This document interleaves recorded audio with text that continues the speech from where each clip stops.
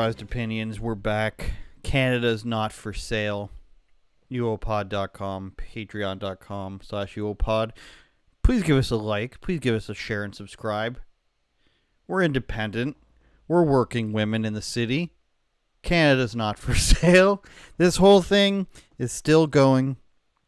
We're still going with the Canada's not for sale thing. We're still going with the tariff thing. And something I think most of us have come to realize in the last few weeks is the mainstream media is no longer downstream from some sort of national feeling. It's no longer feeding the people their information. It's very finite. It's very narrowly scoped. And what I mean by that is there's a very defined hierarchy at play here. Stick with me. You won't regret it. The Liberal and Democrat parties, they put out, some talking points. And people talk about literal talking points being put out. This does happen. I've seen it myself. I've seen emails myself. It happened when a party in Canada accidentally sent a send to all email that was meant to be to just their constituents, to just their employees, to their members of parliament.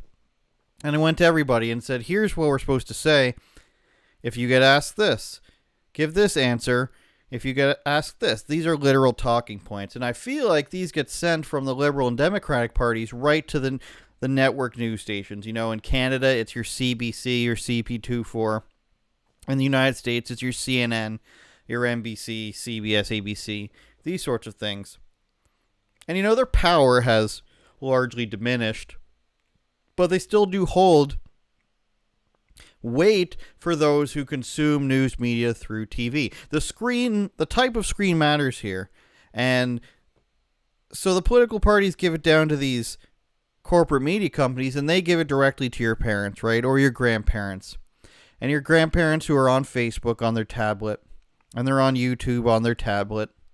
They see this, and they're just like, this doesn't mean anything. But when it comes from that screen, this means everything. You ever had that conversation with an older person? God bless them.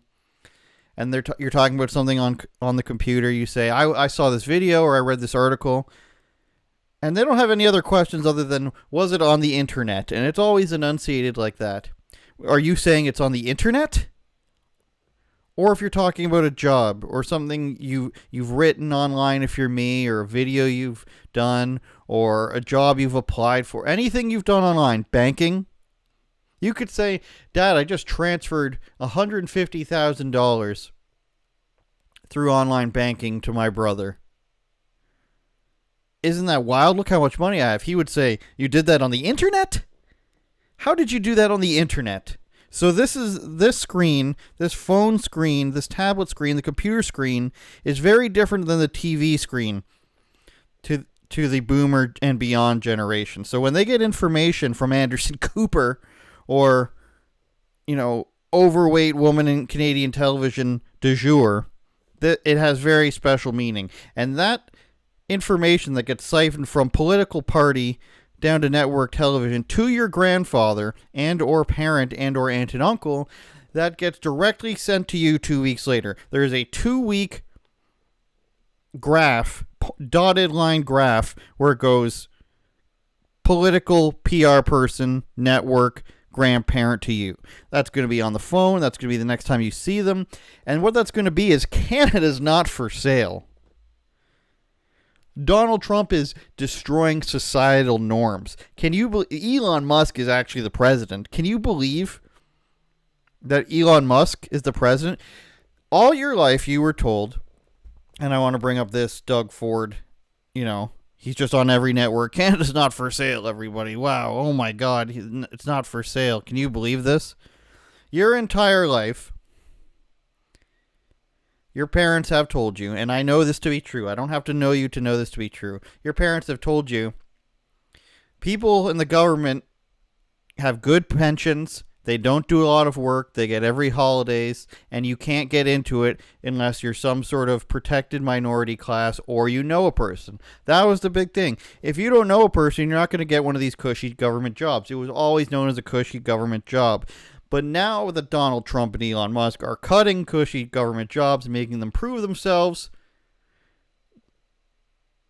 the television class, we don't have to call them boomers. Some people get offended by the term boomer. We can call them the television class. The television class is very offended now by the idea of people who make $200,000 a year and don't have to go into an office. They're filing Excel spreadsheets. They're doing data management. They're allowing the phone to stay on hold for 45 minutes. It's very upsetting to the television class to hear that these people are losing their jobs. Why? Because Donald Trump's doing it. Why are they thinking that? Because the television told them so. It wasn't on the internet. They didn't, when they're on the tablet, when they're on the computer screen or the phone screen, there's no interest in politics at all. There's nothing to do with that. That's just the internet. They don't know what it means. They don't want to learn about it. They just know everything on the internet. Who knows where it comes from? Nobody's getting paid for anything on the internet. Nobody's actually producing any content on the internet.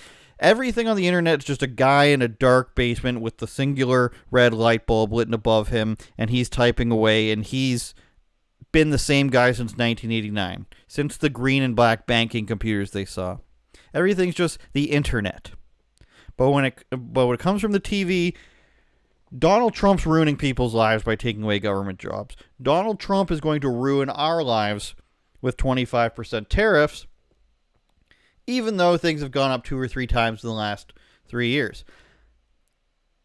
The TV really is a magical device for the television class, and it's very interesting to watch a couple generations of people who have told you don't believe what you read, don't believe everything you hear, and then incidentally they believe everything they see and hear as long as it comes from the television. Now, I give them credit for sticking to their guns and refusing to learn any media literacy, refusing to do anything on the computer other than Facebook 25 years ago, to be like, you realize if you put your information on the internet, it's there forever?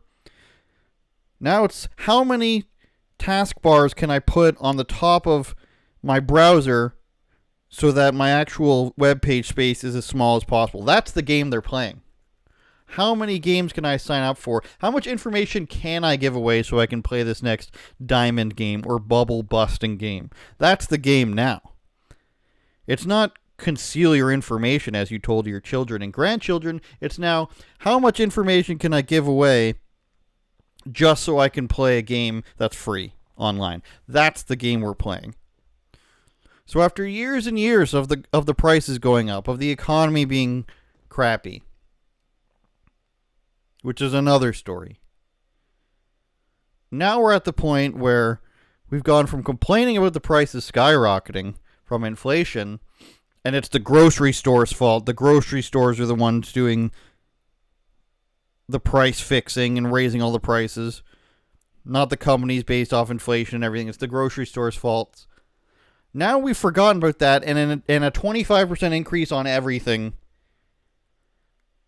is just going to be hell. Now, you could go back 4 years and you could put on increase everything by 25%. Or go back to 2020, increase everything by 25%. Gas is 25% higher. Everything you buy food-wise is 25% higher. Cars, houses. That would still be less than half of what it is today. Housing prices doubled and tripled. Most food doubled. You know, I complained about it last week or the week before. Brick of cheese, $8 or something like that. Bag of milk, $7. If we only went up by 25% back then, with tariff raises, and nothing ever happened, people would have been complaining then, but it would be nothing compared to what we're doing now. And that brings us to the economy. The idea that before, it was just the economy. There's no outlying factors, no influential factors from the government or from policies that have ever affected the economy. This is another thing you've heard from the television class your whole life. And I get that this is sounding complaining and sounding whiny and putting the blame on them. And if that's because if that's what it sounds like, I mean, that's because that's how it is. The television class is the one voting for Justin Trudeau. It is the one voting for Joe Biden. So I'm not sure why there's so many complaints when this stuff is pointed out, because when you get told, I mean, for a long time,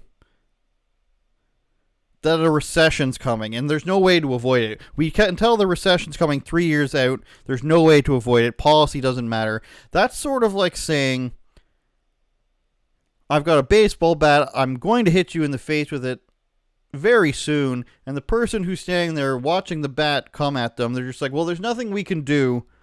Let me just absorb this baseball bat to the face. And this person, possibly a woman, possibly in the South, waiting for this baseball bat to hit her in the face, is saying, you know, sometimes you just get hit in the face with a bat. It happens every 10 to 15 years. Nothing can be done to stop it. Instead of blaming the person wielding the bat, which in this case is the economy. And this case is the government. The government wielding the bat of the economy that's going to hit you in the face. That was always inevitable. There was no way we can get around it. 2 times prices, you know, crappy little house for $1 million. Inevitable. Can't stop that. Donald Trump raising the tariffs by 25%. In outrage. Can't stop it. So when that baseball bat gets closer and closer to the face, and you're just looking for an answer out there, you're just like, why is this bat going to hit me in the face? It used to be there's nothing we can do about it, but now the screen, the television screen, the best screen, is telling us that we have a person to blame for the bat. And the boomers, the television class, never knew that there was somebody that could be blamed.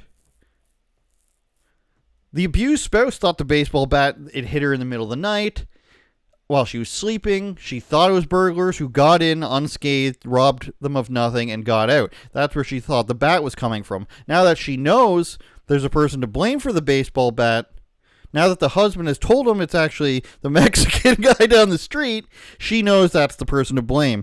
Just like the television class, they didn't know that there was anyone to blame for economical woes before, and now that they're being told it's Trump, it kind of makes sense to them. Trump is the same guy who's been a white supremacist for 10 years. He's the same guy who didn't rent to black people. He's the same guy who's a convicted felon and ragist. What can we say on YouTube? Rapper? A tapist? A florist. Now that they've heard all that stuff, even though they've never been given evidence of really anything that's true, they've heard all this, so this sounds about right. And now, there was really a fresh slate here with Elon Musk and the media and the television class. Elon Musk was just a super rich guy, and they got to really mold his image on television from the start. Donald Trump has this long history through the 80s and 90s of being the super rich guy and being on television. You can't convince everyone of what he is when he already existed. But Elon Musk, to the boomer, is just a person who is dropped out of the sky. They have no idea what he does. Electric cars, they didn't know those were around. The SpaceX, what the hell is that? Twitter, no idea what that is. This is all just the internet.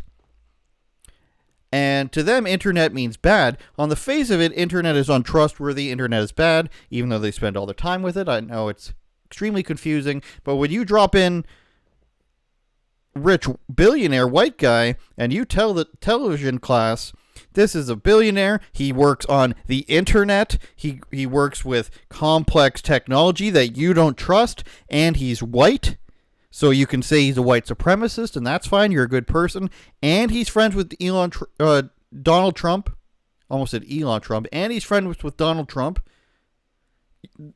You're 95% of the way there. All you need is he's ruining people's lives, and he thinks he's in charge of the government. Holy crap. Elon Musk thinks he's the president. And at this point, you've got to just be like, yeah, okay. Yeah, that's how it is.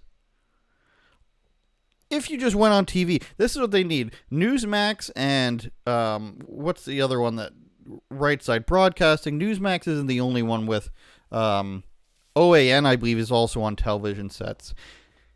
They're just, and Fox News, they just need to get together and just be like, just lie to the boomers. Just lie to the boomers. Just tell them this is how it is. Just to tell them. Someone needs to buy CBC News or CNN that's right wing and just go on there and straight up lie to the boomers. Say, you know what? Elon Musk is actually allowed to become president. Donald Trump has appointed him that. And, you know, there's been a poll of 600 million people across the world that are satisfied with how Elon Musk has been doing it. Those people that they're firing from the federal government, they're all actually criminals and they're bad people. The people that they fire from the government are bad people. They work on the internet. They want your soups, puddings and soups, specifically Italian wedding and barley-based soups. They want the prices of that to go out. What else do old people have? Cans of tuna. They have specifically advocated for that to go up. This is what we need to tell boomers on network television. Just lie to them. Tell them that these people are working on the internet. It will frighten them. It has to be on a TV screen. Tell them if they pick up their phones. I don't know. I don't know if there's any. I was going to say that something's taking their data, but they can't. That doesn't really stop them. It's very confusing being against the internet and being on it at all the time. We've just got to tell them that, you know, Chuck Schumer and Nancy Pelosi are actually old racist white people. And when they say other people are old racist white people, they actually mean black people. It's these buzzwords and these buzz terms that, you know, people like your parents and my parents, where they just believe that old rich white people are destroying the world. You know, I had a conversation with I won't say who recently. And he said, you know, completely forgotten all the stuff Justin Trudeau has done. Well, the last 10 years, you know, Trudeau's, you know, he went from Trudeau's an idiot to Trudeau's doing the best that he can to, you know, now Trudeau's protecting us against Trump. And I was like, do you remember all the things Justin Trudeau did? The prices you complained about. The being locked in your home. The being told to get vaccinated. Do you remember all that? And then I was hit with wait a minute, do you like it was 2016. Do you like Donald Trump or something, Andrew? What are you, some sort of sick, disgusting Trump supporter and a racist? And I was like, you like Trump. You've been telling me how much you like Trump for the last 4 years. And now, you know, the screen says otherwise. So now we hate Trump again. But in the end, they decided they were going to vote for the Conservative Party because of the commercials, I guess. Doug Ford's out here in these commercials. He's got, you know, when a guy gets fake teeth and you can tell he's not comfortable with them and it looks weird? Some people might say I worked for somebody like that. But this is what this is like. All of a sudden, all the politicians in Canada are lock and step with one another. And, you know, we're supposed to be like, this is awesome. This isn't a distraction from how crappy our country is, the massive immigration. So what I need everybody to do is forget that every person you ran into today was actually Indian and everything was 4 times its price. The prospect of the price going up by 25% because of Trump is much worse. And sorry, the economy is going to collapse. Nothing we can do about it. Speaking of Donald Trump, I want to move on over to the White House. And this was a story that got swept under the rug a little bit because I think most people don't care, but it has to do with the Associated Press. Now, the Associated Press was kicked out of the Oval Office for press briefings. I doubt this is going to be permanent, but the idea here was that if they didn't adhere to renaming the Gulf of America, or the Gulf of Mexico, the Gulf of America, then they would be kicked out. I don't get why you would stand ground on this. I don't know what your protectionaryism is on the Gulf of Mexico when you're happy to these people are happy to change school names, street names, tear down statues, all these different things, change the names of all these things. But Mexico, who adds basically nothing to the free world, except for resorts in Cancun that may or may not be run by cartels, avocados and such. we're defending this name. As a global news nation, they say, the Associated Press informs billions of people around the world every day with factual, nonpartisan journalism. I like Mexican food, I'd like to point out. Mexican food's my favorite type of food. Just so we're clear on that. But I don't like avocados. What a surprise. Today we were informed by the White House that if AP did not align its editorial standards with President Trump's executive order renaming the Gulf of Mexico as the Gulf of America, AP would be barred from accessing an event in the Oval Office. This afternoon, AP's reporter was blocked from attending an executive order signing. It's alarming that the Trump administration would punish AP for its independent journalism. Limiting our access to the Oval Office based on the content of AP's speeches not only severely impedes the public's access to independent news, it plainly violates the First Amendment. AP's guidance on the Gulf of Mexico and Trump's executive order regarding the name is available here. So, before we get to that, let's note that the Associated Press is not independent. I mean, define independent for me, sure. I don't know what that would mean in their eyes. But obviously, they're not just, they want to create the idea. We're just a ragtag bunch of journalists. We don't have any access. We're just pushing our way through. We're slaying giants. All sorts of stuff. We're whipping work in our kitchen, as the game would say. And they want you to just think that they're just the little guy. They're this massive organization, and we're going to get to why they're liars.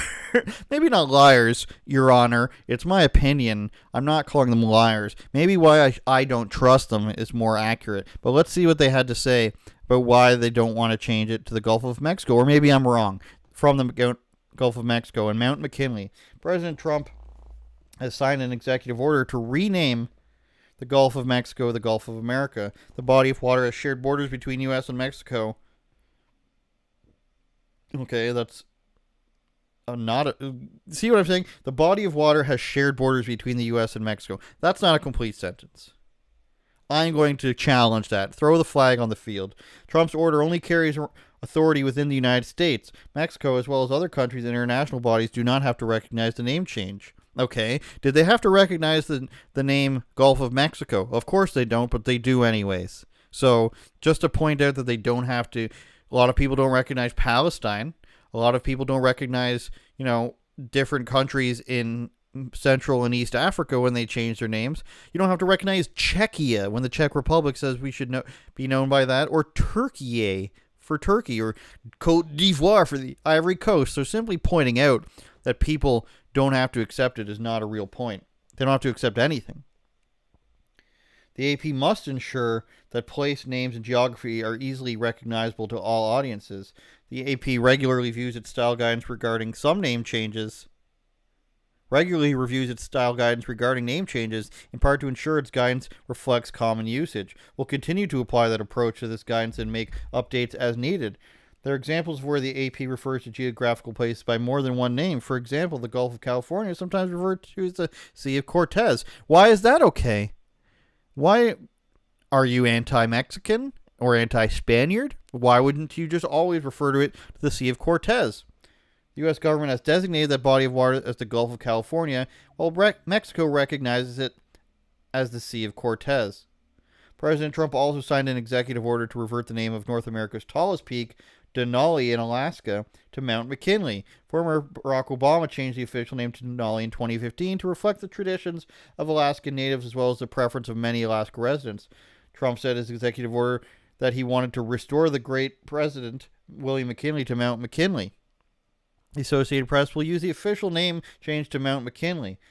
The area lies solely in the United States, and as president, Trump has the authority to change federal geographic names within the country. So they're going to do it based on what they think is right, okay? So they want to follow what is most recognizable by people.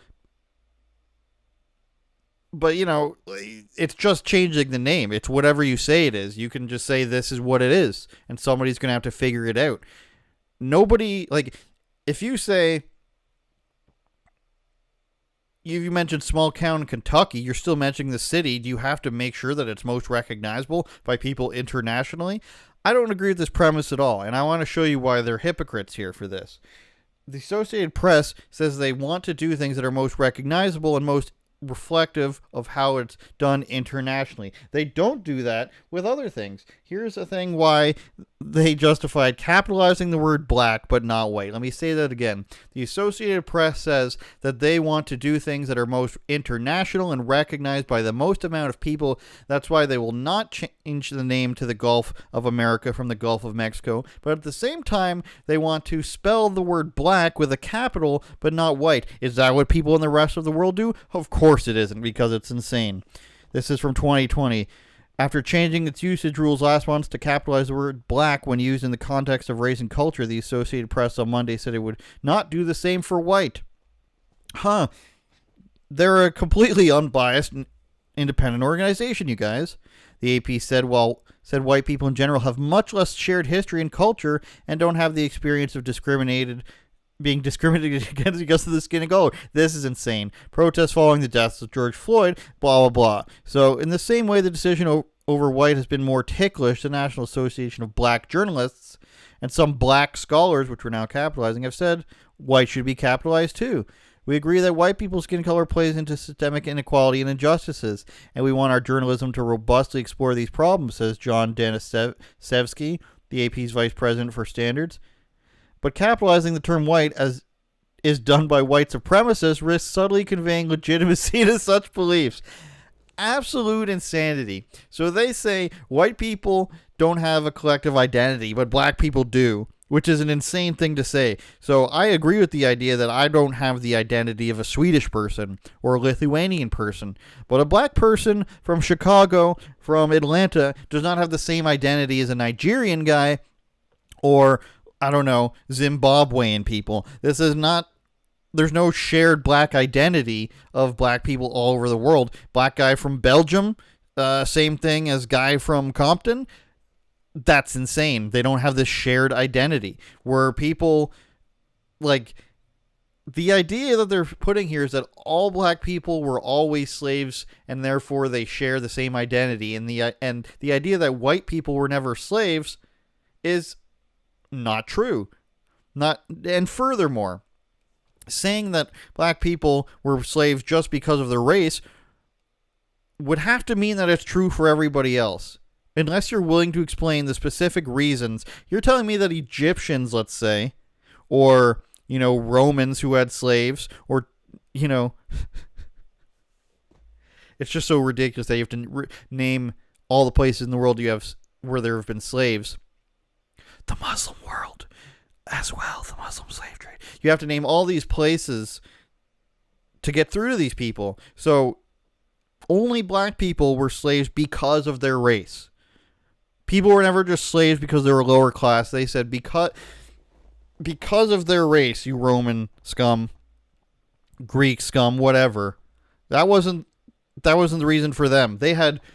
Would the Associated Press say that these colonizers or whomever around the world had complex and legitimate reasons for making their people slaves, but only when the black people were enslaved it was done so due to their race? It doesn't make any sense. And when they say black scholars have said white people should be capitalized too, they're just like, no, actually, we're not going to do that. And they do it during the George Floyd era. So this is all just playing pretend. The Associated Press wants to play pretend. They don't want to say it's just because we don't like Trump. They don't want to say it's because we just think that he's being petty or he's a totalitarian or whatever, or he's conceited. They want to try to come up with it and dance around it so that they can try to save face and act like there's some professional company with high standards when they're actually not, because they're saying we're only going to capitalize one race based off of our idiotic, probably racist reasoning that they all think the same. They have the same identity. Hey, guy from New York City, how much do you have in common with, let's say, guy from, let's name a country,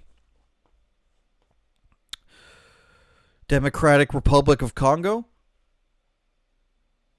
What about a black guy in France? What about an English black guy? English black guys have been there for a very long time. Do they have a collective identity with a guy from South Florida, with like a Louisiana French guy? Do they have a collective, you know? And if you're saying that, well, they're both of their cultures have been enslaved before, is therefore, do I identify with Irish guys who were enslaved? Do I identify with Italians that were enslaved? Or Greeks? It's different. It's different for white people. That's what it is. That's what a lot of this stuff is. You have to go into like the room where this is being decided, and you have to see where it's like the panel of sad white women who decide this.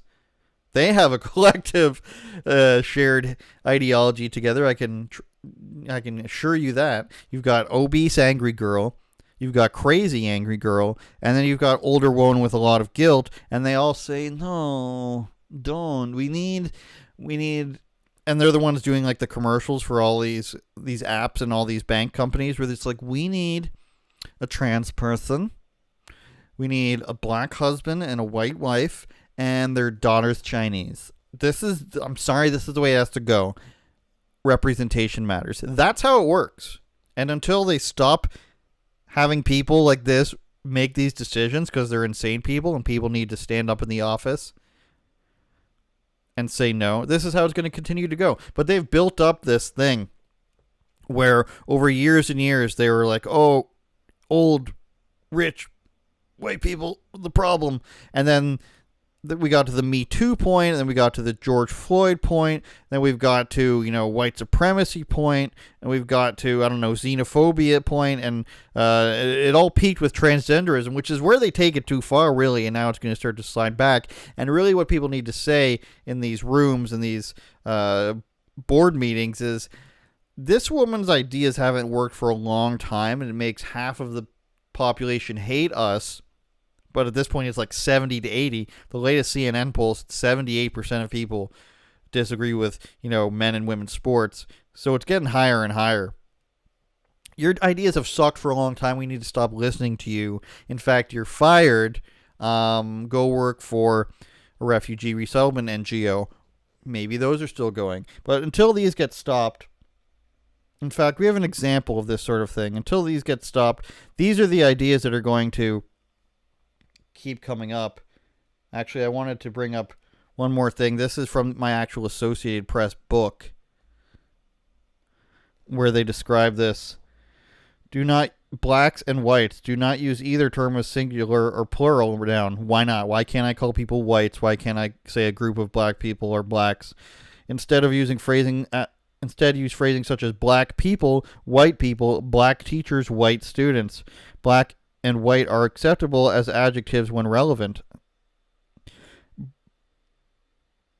Boy, girl, generally acceptable, describes males. Okay. So these are the ideas that people are going to keep coming up with as long as we keep listening to these people, as long as we keep allowing them to perpetuate their ideas. It's time to start shutting down these ideas, is what I'm saying. People that are tri-gender identify as 3 different genders. I'm going to be honest, I'm really confused. Male, female, didn't and even something know that else. was a thing. You know that there's a brand new holiday that just came out, Tri-Gender Day of Visibility? What is that? And it's going to be the 3rd Thursday of every single month for extra visibility. I know there's like a million genders. Maybe non-binary male or female male, and agender. One of the newest identities that hasn't been promoted enough yet. Okay. Is this something that you've heard of? I mean, it is kind of brand new, but the holiday, it's celebrating it as brand new. But tri-gender people have been around for like thousands of years. The LGBT community, the queer community is going to celebrate them by making them have the 3rd Thursday, because for tri-gender, right, the 3rd Thursday of every month. Would you celebrate it? Do you know anyone that would celebrate it? Personally, I don't know anybody that would celebrate, but that's just like in my own life. But Have you heard of anybody that's tri-gender before? no. Go you. This video is fake, by the way. It's no fucking visibility day. I thought it was like, could be one of those videos. I've seen like some videos Yeah. like that where like they say something like outrageous or like outlandish and like, yeah. And I'm a lesbian. Isn't that sad that you fucking believed everything I said? Isn't that sad? A lesbian Italian woman goes around perpetuating this. And, I get what you may be thinking. I was talking about the ideas of what she's parodying here, but I also think that going around and spreading these to women who don't have a sense of this, haven't fallen into some sort of screen retardation, I think that's also not good, because what it does is, some people can't tell the difference. And what it does is it leads the way for more and more people to create content that is so obfuscated. Like, if she didn't say anything at the end, I bet you a lot of those women, if they heard that again, they would be like, oh my God, I have to respect this, because this is how it works. They put these things on TLC shows, they put it in commercials over and over again until women who mean well and don't want to be mean start believing in it. And maybe you think I'm calling for Sharia law, but I'm not. I am trigender, which means like a triangle, I have 3 genders. Male, female, and non-binary. And the difference between trigender and gender fluid is that I feel all 3 of these genders at the same time, all the time. It doesn't ever shift or change, or where I feel one gender more strongly than the other, like gender fluid tends to be. Also, I should recognize and accept that a lot of people don't see non-binary as a 3rd gender. They see it as something completely separate from the binary of male and female. But for me, it's like a 3rd gender. Or I guess you could call it a 3rd identity. See, do you know? Do you know if that person's kidding or not? Do you know if that person has a bit where they just say these things? I'm quad gender, I'm quadrilateral, I'm a rhombus gender, and they get millions of views from this stuff? We don't know. And the more and more that we put this stuff out there where we don't know if it's real or not, the more and more. Maybe that's how transgenderism started. Deep water here for you guys. Maybe that's how transgenderism started. Someone clipped this for Media Matters or something. Maybe transgenderism started by somebody going on the internet and making a video that was a joke that says, I'm a woman now. You can't tell me I'm not a woman. In fact, I don't have to have any surgery or any other, extra hormones or anything put into my body. As long as I say I'm a woman, and you have to believe that. And he was completely joking, and he thought it was just a hilarious troll. And then 13 women with, crop top shirts with their bellies hanging out said, you know what, we need to respect this person. If he's genuine, then who am I to say that he's not an attractive, pretty woman? Maybe that's how it all started. This writing in the 60s about transgenderism and these old cultures that people claim have transgenderism. I think it was just maybe a Vine video where somebody was making fun of it and someone took it too seriously. That's what's happening here, I think. And I don't think at any point there's any going back. There's people out there who are doing things, and I can't tell if they're sarcastic or not. It's impossible to know. It's best to, at this point, to assume that it's fake when it's so unbelievable. When we even move past transgenderism as some sort of ideology, which we kind of are now. Anything that broaches up to that, you have to be like, this isn't even real. This is a video, like the Italian lesbian lady said. I can't believe you believed all that. Well, why not? When people like this are putting out videos saying you have to believe me. The Democrats do this all the time. Have you seen this recent video? It's from about a week ago now. But the Democrats are writing songs about Donald Trump. I can't tell if it's real or not.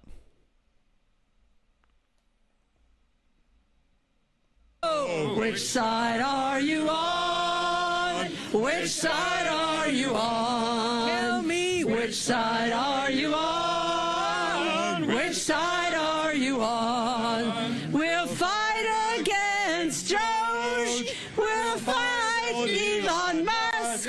No Elon's kept within our walls. We'll fight from dawn to dusk. Oh, which side are you on? Which side are you on? Tell me, which side are you on? I can't tell if that's real or not. Can you tell if that's real or not? There's people doing harmonies. This has clearly been rehearsed. They're talking about fighting against Doge. A thing that they don't even realize is a meme in itself. Or do they? I don't know. I can't tell if this is real. Should we check out verses 3 and 4? It goes on like this, people. I was trying to look at who is singing those harmonies. Tell me, which side are you on? Sounded pretty good there. Which side are you on? I don't know. This is it real? Which side are you on? Trump's coming for our unions. He wants us all to fail. He wants us to bow to him, but we want him in jail. Oh, which side are you on? Which side are you on? Tell me, which side are you on? Which side are you on? Somebody's grandmother was sitting there writing this song. He wants to destroy our unions, but we want him in jail. And somebody's coming out, Grandma, you said you're going to make me lunch. My friends are coming over. We wanted to play basketball outside. Dear, I'm fighting fascism. I'm literally fighting fascism and white supremacy. Elon Musk is a Nazi. Is this song going to write itself? Sit down. Which side are you on? I can't believe it. I can't believe stuff like this actually exists. What else do we have? I think we have one more thing.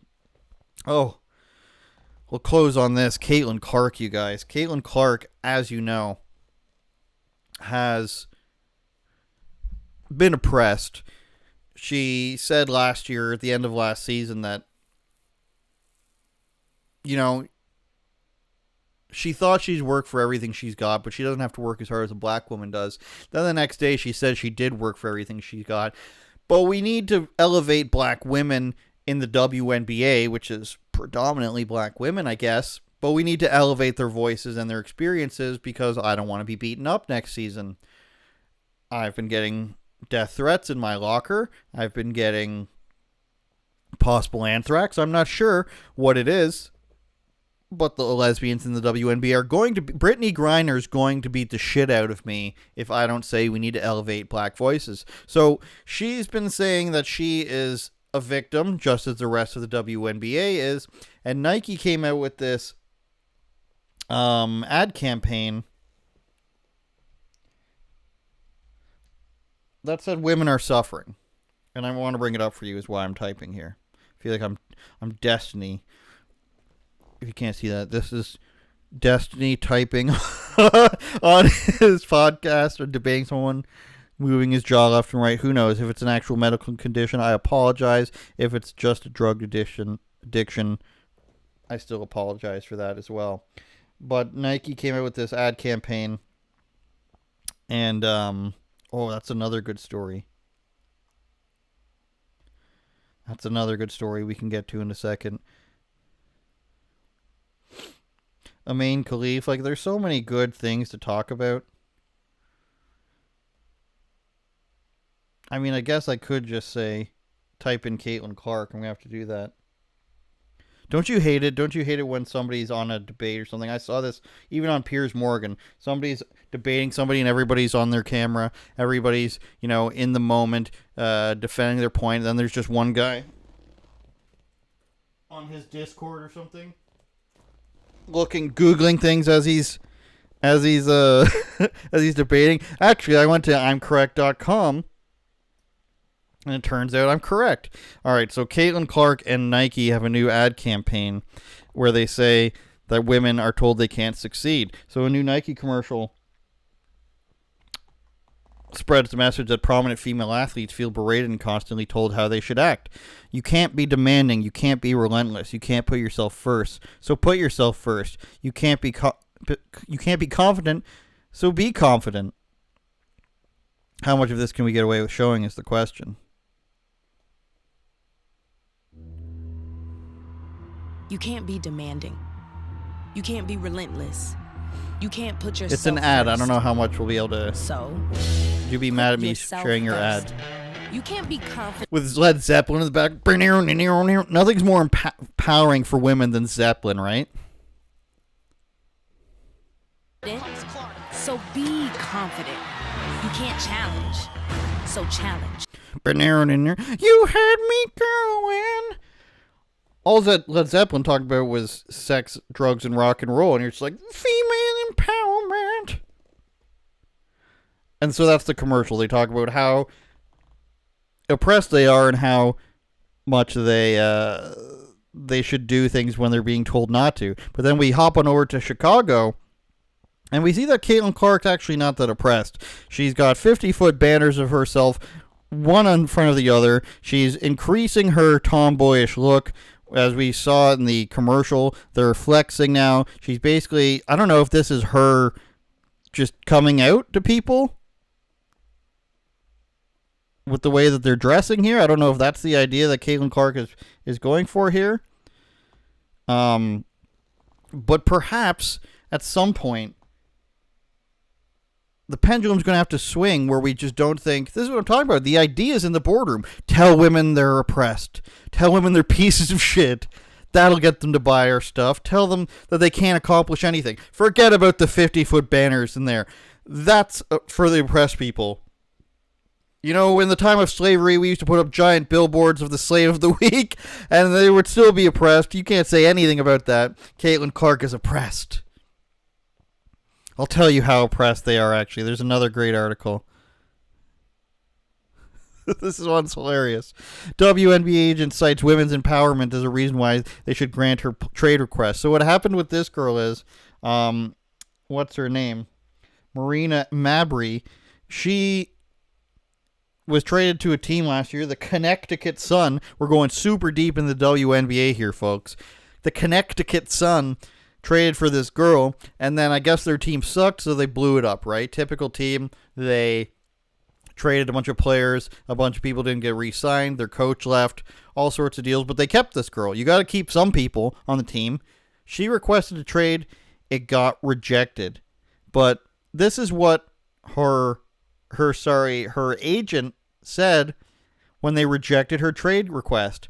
In this current age of women's empowerment and support of the players, the Connecticut Sun threatening to force Marina Mabrey to play for them after her trade request is mind-boggling. Why would anyone try to force someone to play on their team and they don't want to be there? Why would anyone not trade a sports player? This is mind-boggling. This is against women's empowerment. So this is still what people are going for as a technique towards women, and I don't think it has much legs left any longer. Telling women that there's no such thing as a woman and anyone can be a woman, but at the same time telling them they're oppressed as women, but when they're oppressed, that has to include men who also believe they're women, and also that we should be empowering women. This guy's saying, how can you not empower a woman by making a decision that might be detrimental to your business? How can you dare not do that? So it's an interesting angle, but it's not going to work on anyone. One, because nobody watches the WNBA, especially not women. And two, because the owners aren't just going to be like, how dare you not trade my player? The correct thing to do is refuse to play, maybe beat up an usher at the stadium, maybe say a racial slur, and then you'll ask Kanye how to do it, ask Antonio Brown how to do it. They will tell you how to get out of things. But the age of woman, and much like The Lord of the Rings, the age of orc, the age of telling women that they are oppressed, but also men, needs to come to an end very soon. And I have more faith in women than I do the screen people, the television class. I think it does require lying to them as well. I think the same way you go on the news to the boomers and tell them that actually Elon Musk is saving the world, you go on TLC, you go on MTV. Basically, I think Paramount pretty much covers everything in TLC. You combine those two things, you infiltrate those networks, you lie to the women watching it, you tell them that I'm going to get in trouble for saying this. You tell them that everybody on this TV show is actually a murderer. No, wait, women like learning about murderers. What can we tell them? Tell them that they're mean and racist and sexist, including the transgender people are mean, racist, and sexist. Tell them the transgender people are against illegal immigration and actually have said, go back to your own country, and therefore you shouldn't like them. And also lie to these women who are watching these shows and tell them that anybody who's in a polyamorous relationship has actually agreed with something Donald Trump said. Donald Trump is the one who came up with polyamory. He's the one who came up with having no borders. And he's the one that came up with transgenderism. If you tell them on these shows that Donald Trump came up with these things, and we're going to present it to you anyways, so that you can see what white supremacy looks like. You might have a few women saying, you know what, this stuff isn't for me. This might be a better episode to get censored on Spotify than the one that did when we were just actually talking seriously about women's issues. But this one, I think the conclusion is we need to lie. Hopefully that's the title by the time you hear this. We need to lie to women and boomers. Why lying to women is good. Thanks for watching. Don't forget to like, share, and subscribe. I appreciate everybody on the audio platforms, Spotify, Apple, iHeartRadio, and Google, and everywhere else that still exists. Please give us a review. We love you for that. If you're watching on X, YouTube, or Rumble, please like and subscribe. Leave us a comment, whichever platform you're on. Spotify has comments. Don't forget to share it. That helps us out the most. We are independent, unlike the Associated Press. We will not capitalize white or black. Everyone is equally to blame for all of our problems. I wouldn't lie to you. Check out your local Blockbuster. Be kind. Please rewind. Is that trademarked? We'll have to find out.